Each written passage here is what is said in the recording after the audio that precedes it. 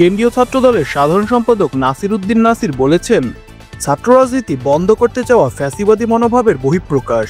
ছাত্রদের রাজনীতি করার অধিকার কেড়ে নেওয়া অগণতান্ত্রিক, অসাংবিধানিক এবং আন্তর্জাতিক আইন অনুসারে মৌলিক অধিকার পরিপন্থী। মঙ্গলবার সন্ধ্যায় নিজের ভেরিফাইড ফেসবুক পেজে দেওয়া এক স্ট্যাটাসে তিনি এসব কথা লিখেছেন।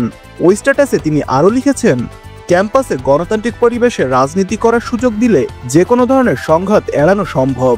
কথিত সাধারণ শিক্ষার্থীদের নামে গোপন সংগঠন এবং নিষিদ্ধ ঘোষিত সংগঠনের আড়ালে বিরাজনীতিকরণের চেষ্টা করা হলে ক্যাম্পাসে গণতান্ত্রিক পরিবেশ ধ্বংস হবে এবং শুধু বাংলাদেশ বিরোধী গোপন নিষিদ্ধ